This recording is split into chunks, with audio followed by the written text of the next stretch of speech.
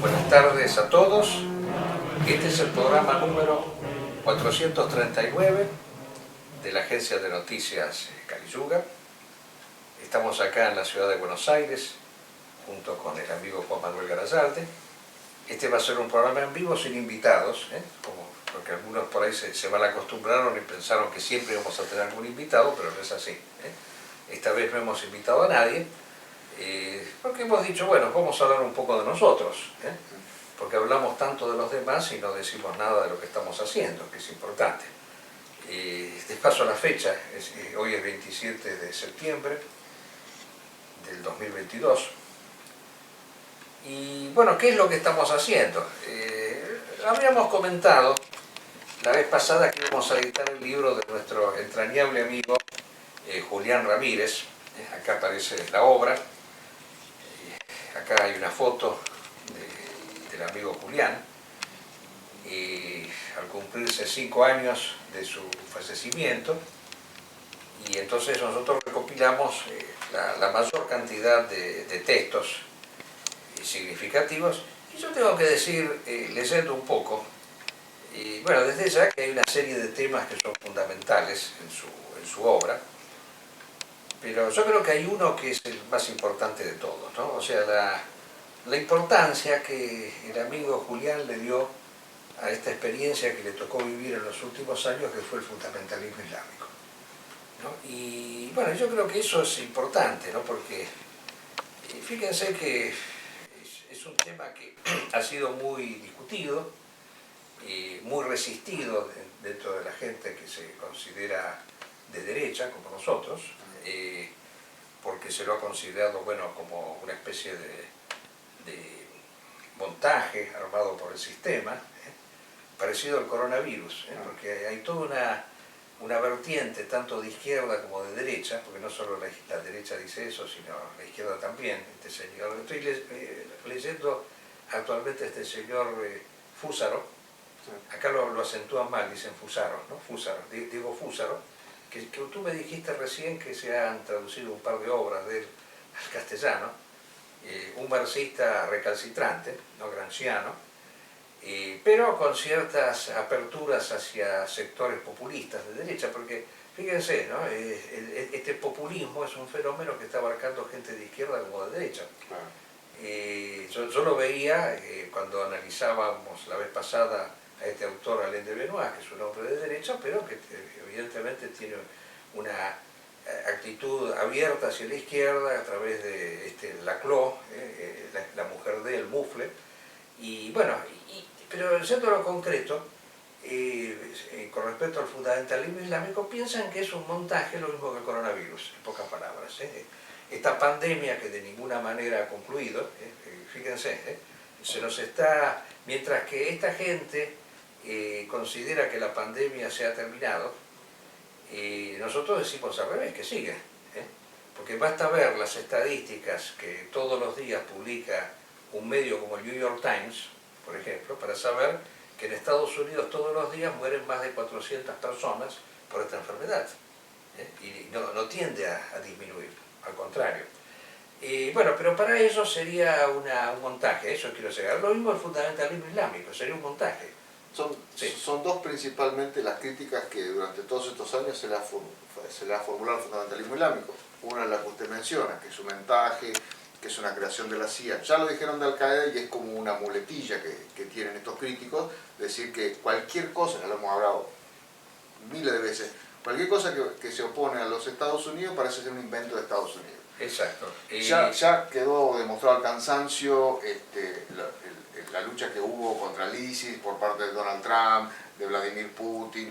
O sea, más allá de eso, creo que seguir diciendo que es un invento, que es un montaje, ya directamente es ser peor que una mula. Sí, pero lo siguen diciendo. Y el otro elemento es que critican su vertiente antitradicional, ¿no? Hay pensadores tradicionalistas que dicen que el fundamentalismo islámico parte de ciertos tipos de subversiones dentro de lo que es la corriente del Islam. Sí, es muy posible que eso sea así cierto, y gente muy conocedora sobre el Islam han aseverado eso, pero lo que se pierde aquí justamente es tiempos, ¿qué se puede rescatar dentro de las tradiciones religiosas? Creo que nada, ni nadie, ni en ningún lugar.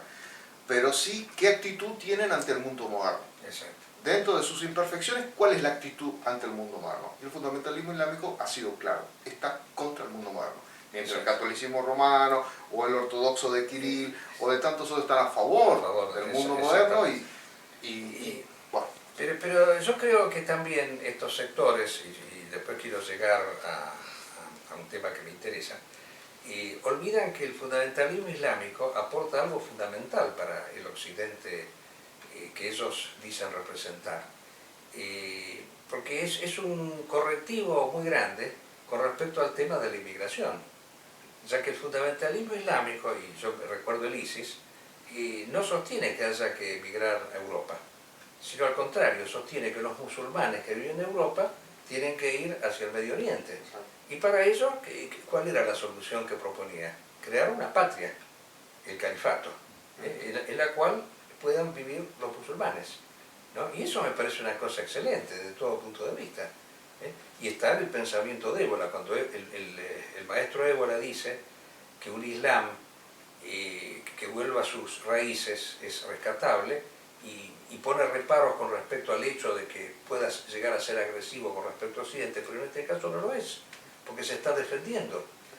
Es el Occidente es el agresivo hacia el Islam, porque es el que le impide constituir su propia patria, su propio califato, lo cual sería, insisto, una solución pero extraordinaria para este occidente degenerado que insiste tanto con respecto al tema de la inmigración, y ya vamos a ver que es toda una hipocresía esto, porque no solamente está formulando la necesidad de que los musulmanes se queden en su propio territorio, sino que también invita a los que ya viven, o invitaba hasta que el Estado Islámico fue destruido, fueran a vivir a su califato, ¿no? Así que era una solución extraordinaria. Sí. Esto quizás nos ayuda también a dar un puntapié para los próximos temas que ahora vamos a desarrollar. Sí.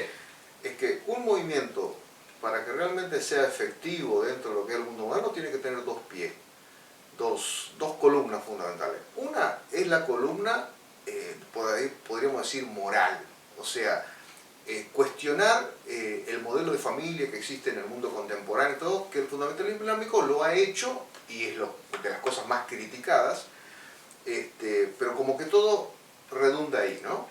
Esta es una pata que muchas veces es reivindicado dentro de los movimientos de derecha, la defensa de la familia, la ideología LGTB, qué sé yo, pero ninguno de esos movimientos de derecha tiene esta otra columna que sí tiene el fundamentalismo islámico, que es el rechazo a la democracia. Exactamente. Es el rechazo a la democracia. Exacto. A uno de los peores sistemas políticos que han existido. Sí, y yo creo que es el peor de los sistemes posibles. Es el que sostiene la modernidad. A diferencia de lo que decía el señor Churchill, es el menos malo, yo creo que es el peor de todos. Y ese es el modelo. Nosotros no decimos que nos convertamos al Islam ni ningún de ese tipo de cosas. Por supuesto. Estamos diciendo que esos dos elementos fundamentales es lo que tiene que tener un movimiento que realmente quiera confrontar la modernidad. Y Ramírez decía muy bien que la presencia del fundamentalismo islámico es una ayuda muy grande para que Occidente vuelva al catolicismo, que es su religión raigal. Porque justamente es un ejemplo de tradición que nosotros también tendríamos que llegar a imitar. Bueno, yendo a nuestras actividades, porque no me quiero perder de allí, nosotros ahora, dentro de poco, vamos a sacar otro libro, que es una obra que yo de alguna manera me siento de algún modo deudor, porque consideré siempre que tenía que traducirla, debido a que las ediciones que se hicieron en castellano, si no fueron deficientes, por lo menos yo diría peor que deficientes, deformaron muchas veces el sentido de la palabra. Me estoy refiriendo a la doctrina fascista de Mussolini, que es un texto breve, pequeño. Acá exhibimos la tapa del libro, porque va a salir ahora dentro de poco. El mes que viene se cumplen los 100 años de la Revolución Fascista, de la Marcha sobre Roma, entonces nosotros queremos sacarlo justamente para esa fecha. Y ese libro, bueno, era un libro que fue concebido por Mussolini después de la marcha sobre Roma, porque quiso dar un fundamento doctrinario a su movimiento y porque quiso educar a las jóvenes generaciones. Ese texto era lectura obligatoria en la escuela media, y es un texto fundamental, porque pone bien en claro lo que es el fascismo. Incluso yo diría, históricamente es fundamental, porque el que lee eso entiende lo que es el fascismo, que no tiene nada que ver con todas estas deformaciones que se han hecho respecto de esta ideología. Yo tengo que mencionar siempre mi experiencia personal. Yo vengo de una familia italiana, pero que no era fascista, sino más bien era antifascista. Y bueno, los acontecimientos históricos me fueron acercando hacia esa ideología o hacia esa concepción del mundo. Julius Evola, que fue el pensador que conocí posteriormente, pone en claro que el fascismo es una recreación del pensamiento tradicional en los tiempos actuales. Y dio la casualidad que cuando traduje Rebelión contra el mundo moderno al castellano, y fui a Italia a presentar el libro, presentar esa traducción, y me encontré que justo coincidió con los 50 años de la muerte de Benito Mussolini.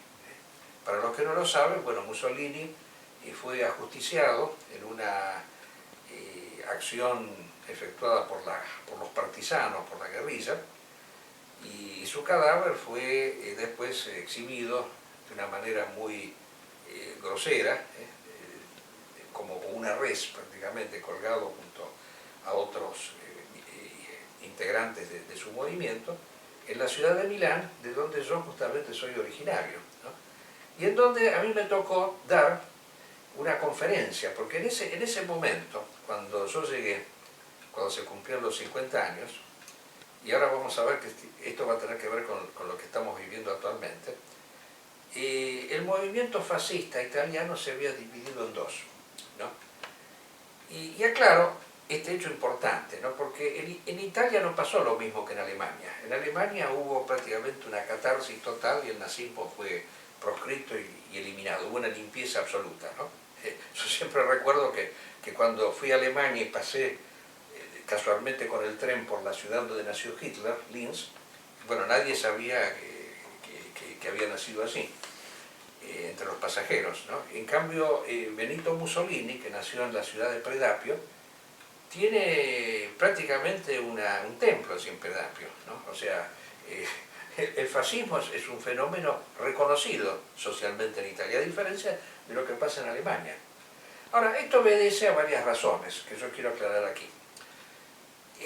¿Por qué el fascismo no fue derogado totalmente? Porque con el fascismo sucedió algo que no aconteció con el nazismo, que fue que el mismo fascismo en un determinado momento, cuando la guerra estaba yendo mal para Italia, los norteamericanos habían desembarcado en Sicilia y amenazaban ya con llegar hasta Roma y ocupar toda Italia, el mismo fascismo resolvió dar un paso al costado y destituirlo a Mussolini del cargo, que fue esa famosa traición que hubo en una reunión del Consejo Fascista que se hizo el 25 de julio de 1943, en donde Mussolini es destituido y el rey toma ese acontecimiento para encarcelarlo, ¿no? Y mandarlo a una fortaleza medio escondida que se llamaba el Gran Sasso y sacarlo de circulación.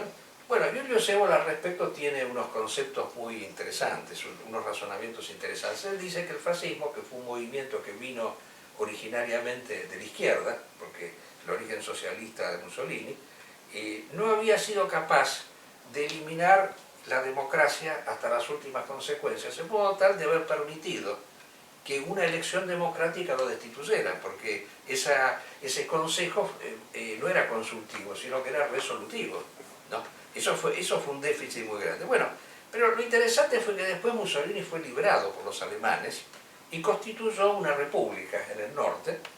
Y entonces, ¿qué pasó? Hubo como dos fascismos. Los que lo habían destituido colaboraron con los norteamericanos, incluso aliados de ellos, ¿no? Y en cambio, en el norte, una república que se mantuvo del lado de los alemanes en la guerra. Bueno, Esto es lo que explica, a mi entender, dos cosas. Que por un lado el fascismo haya sido aceptado, pero siempre hubo como una dialéctica interna entre aquellos que bregaban más por este atlantismo, como se suele decir, esta alianza con los norteamericanos, y los que en cambio no, estaban en contra. Y así fue como cuando yo llegué sobrevino la crisis entre estos dos movimientos, entre el sector atlantista representado por Gianfranco Fini, que constituyó la Alianza Nacional, y el otro, el movimiento fascista, la Fiamma Tricolore, movimiento social italiano, la Fiamma Tricolore, que más bien se consideraba que era ortodoxo. Pino Rauti era su dirigente. Yo lo fui a visitar a Pino Rauti en su momento y él se me manifestaba discípulo de Évola. Él me recibió bien como una exponente del pensamiento tradicional de Évola. Tal es así que en esa reunión que tuvimos en Roma él me propuso que le hiciera un reportaje para publicar acá en la Argentina, pero antes de eso yo iba a dar una charla ahí en la ciudad de Milán, que fue donde sucedió este trágico acontecimiento. Bueno, y ahí me encontré con que el fascismo italiano estaba, esta otra corriente que yo consideraba que tenía que ser ortodoxa, estaba virando hacia la izquierda, lamentablemente. O sea que si no eran atlantistas, eran prorrusos, ¿no? Son los actuales que están con Putin.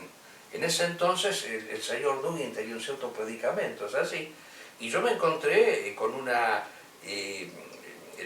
conferencia donde se exaltaban a los montoneros argentinos, a Che Guevara y lo demás.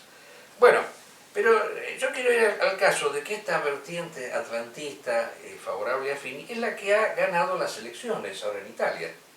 Fíjense, esta señora Meloni, que aparece como la nueva adalid del fascismo italiano, bueno, en realidad no es fascista, vamos a aclarar las cosas como son.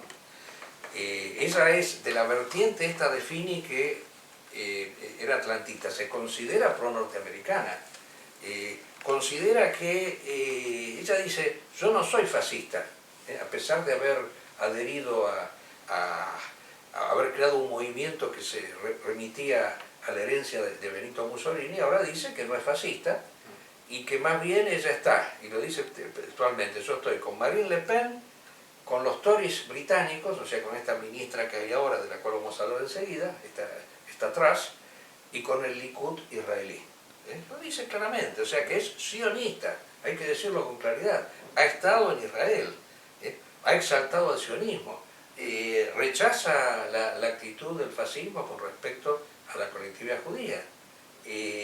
Mussolini combatió el sionismo, evidentemente, si bien en un principio puede haber tenido una apertura, que hay que aclarar también que el fascismo no fue lo mismo que el nazismo, porque cuando el fascismo se constituye había muchos miembros de la colectividad judía que estuvieron entre los fundadores del fascismo. Luego tiene un vuelco a raíz de la Segunda Guerra Mundial, cuando la colectividad judía se declara en contra del eje, bueno, obviamente hay un conflicto interno, pero nunca fue una cuestión racial, a eso quiero llegar. Bueno, pero yo considero que acá hay que abrir los ojos de la gente y alertar de que esto no es derecha, no es fascismo. Es importante editar la obra de Mussolini para mostrar la diferencia que existe entre lo que dice esta persona, que se considera, a diferencia del amigo Julián Ramírez, enemiga del fundamentalismo islámico.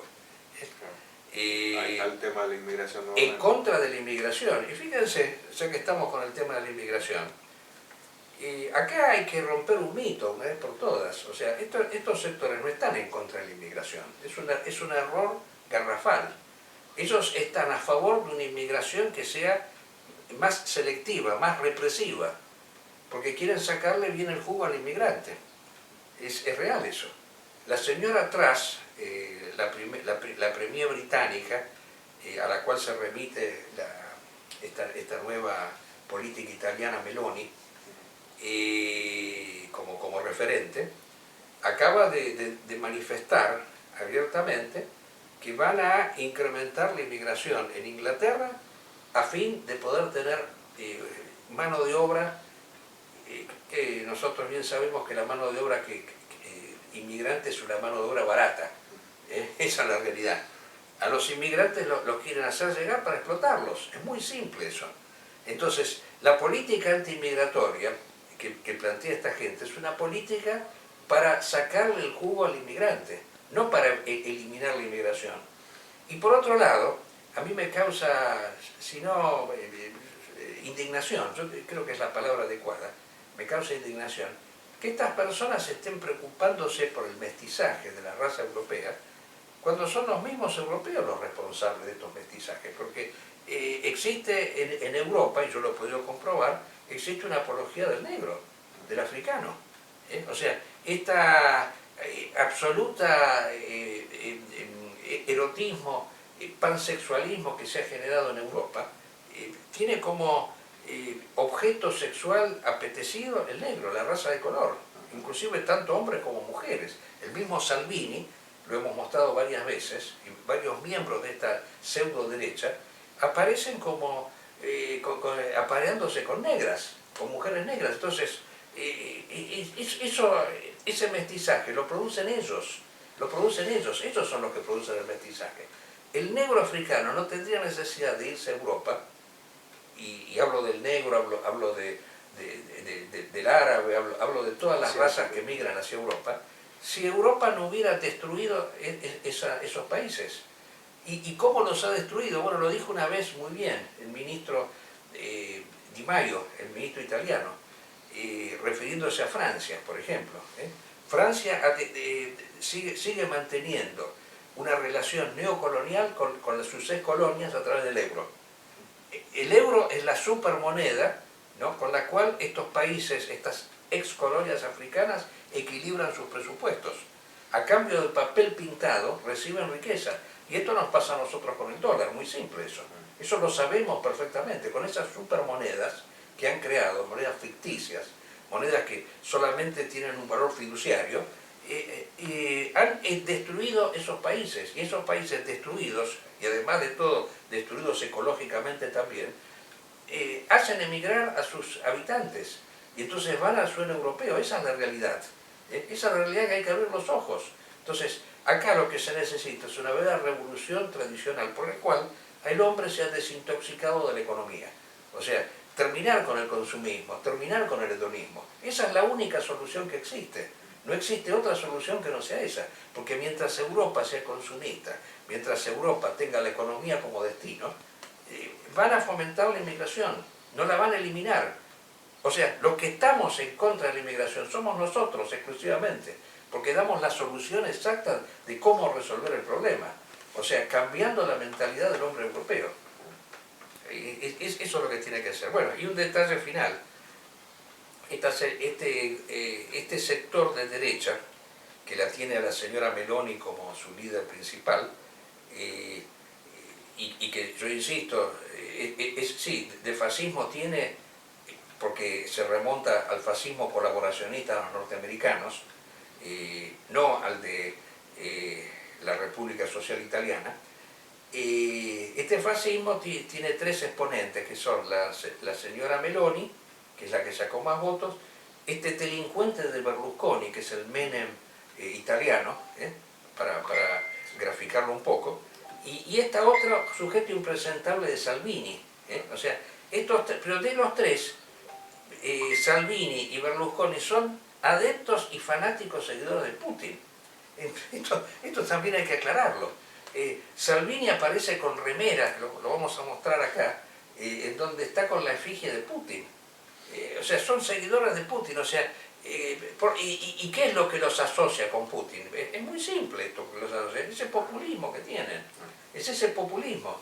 O sea, ellos son putinianos, son rusos en última instancia. Y si bien la Meloni se manifiesta como atlantista, como pro-norteamericana y ha condenado la invasión a Ucrania, acaba de decir que Italia invirtió demasiado dinero para ayudar a Ucrania. Entonces es prácticamente lo mismo, ¿no? Bueno, no sé tú qué tienes que decir al respecto, si quieres, me interesa tu reflexión sobre estos hechos que estamos narrando. Bueno, en primer lugar, O sea, acerca de la República Social Italiana, muchos la reivindicaron, principalmente en España, como un triunfo de lo que es lo que ahora llaman lo nacional revolucionario. Lo tienen como un modelo a esa República Social Italiana, que, bueno, que obviamente duró poco y nada, y Mussolini realmente no tuvo tiempo de poner su impronta. Por lo cual nos deja que hoy es muy difícil encontrar un movimiento fascista puro, ¿no? Sí, sí, creo exactamente. Y creo que por ese motivo es que hemos decidido un poco avanzar en la traducción de esta obra y recordarles a todos quién era Benito Mussolini, qué fue lo que hizo y qué es un poco lo trabajo en el artículo que hacemos en la introducción. La introducción es de Carayalde, eso es lo que quería. Nos faltó agregar al respecto que Juan Manuel ha hecho la introducción y tenemos un texto de Giulio Cébola que aparece en la obra también, en donde aclara un poco el tema del fascismo, qué es lo que se rescata. O sea, es un análisis interesante porque analiza los errores que tuvo el fascismo, los que explicaron su fracaso, y al mismo tiempo los elementos que hay que rescatar del mismo, lo que hay que descartar y lo que hay que rescatar. Y después hay unos textos míos en donde yo he puesto el acento principalmente en el tema este de la izquierda fascista, ¿no? Que para mí es otro cáncer, no es lo mismo que Meloni, pero en el fondo apuntan a lo mismo, a la misma cosa, porque los dos terminan conciliando con Rusia, ¿no? Y ahí narro justamente toda esta experiencia. La falsa grieta. Exacto, es la falsa grieta, que en el fondo forman parte del sistema, o sea, como tú decías, la República Social Italiana fue una experiencia que duró poco más de un año, duró muy poco, ¿no? Porque se constituye a fines del 43, ¿no? Y todo el 44 y los primeros meses del 45, un año, ni siquiera un año y medio.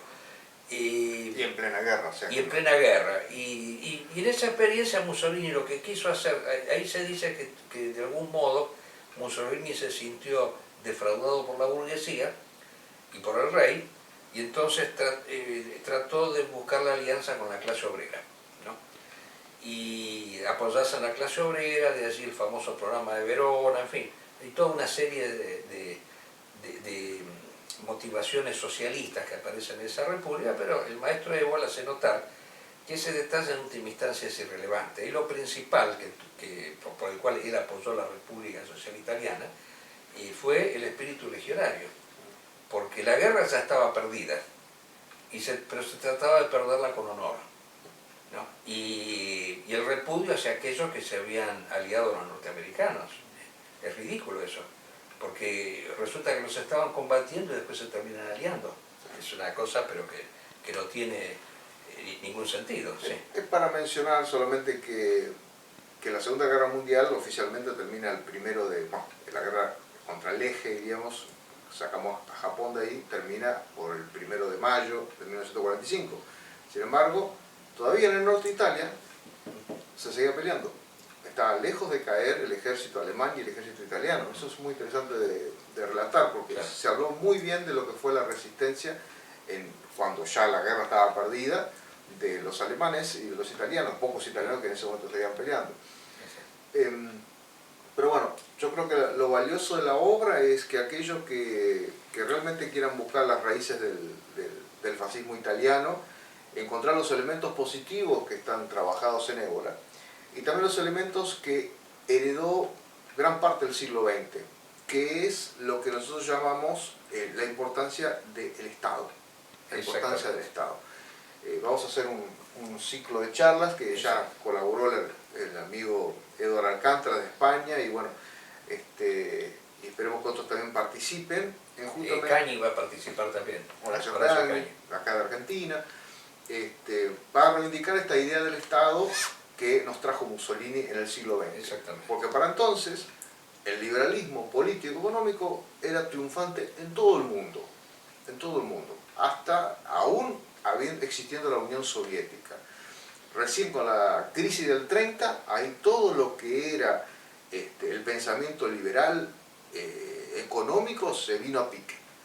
Exacto. Y fue gracias a todo lo que hizo Benito Mussolini que realmente nació un tipo de Estado que estaba hecho para toda la sociedad, ni para la clase obrera, ni para los empresarios, sino como una unidad que es justamente lo que tiene que seguir en toda nación, y no los partidos que justamente reivindican o pelean por ciertos aspectos mezquinos de la sociedad en contraposición de otros.